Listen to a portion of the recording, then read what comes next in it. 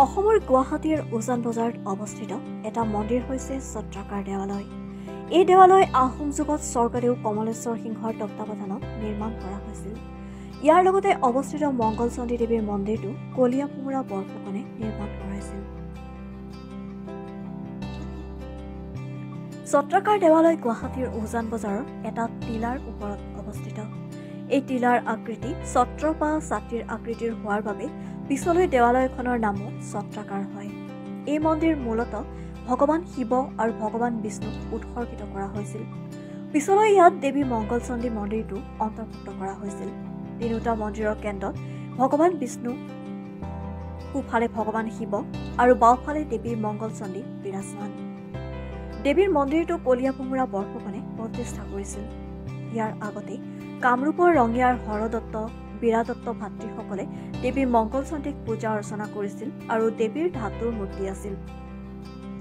তেওঁলোকে ১৮ শতিকাৰ শেষৰ ভাগত দন্দুৱা দ্ৰোহত আহোমসকলৰ বিৰুদ্ধে বিদ্ৰোহ কৰিছিল।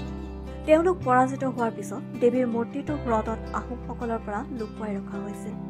কলীয়া ভোমোৰা বৰফুকনৰ পত্নীয়ে দেৱীৰ সপোন দেখালৈকে এই মূৰ্তি বহু বছৰ ধৰি হ্ৰদৰ পানীৰ তলত লুকাই আছিল। দেৱীয়ে সপোনত তেওঁক মূৰ্তিটো পুনৰ প্ৰতিষ্ঠা কৰিবলৈ আদেশ দিছিল। সেয়েহে কলীয়া ভোমোৰাই যে মূৰ্তিটো উলিয়াই গুৱাহাটীৰ ছত্ৰাকাৰ দেৱালয় স্থাপন কৰে।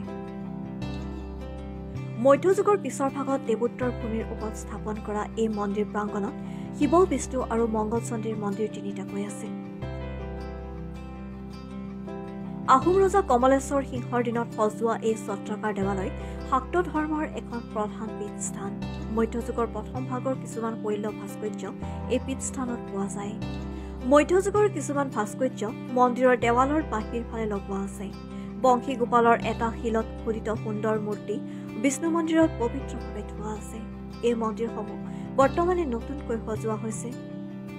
উত্তৰ ফালে থকা ব্ৰহ্মপুত্ৰৰ মুখামুখিকৈ এটা টিলাৰ ওপৰত সজোৱা এই মন্দিৰলৈ ভ্ৰমণকাৰীসকলৰ উপৰিও তীৰ্থযাত্ৰীসকল নিয়মিতভাৱে আহে।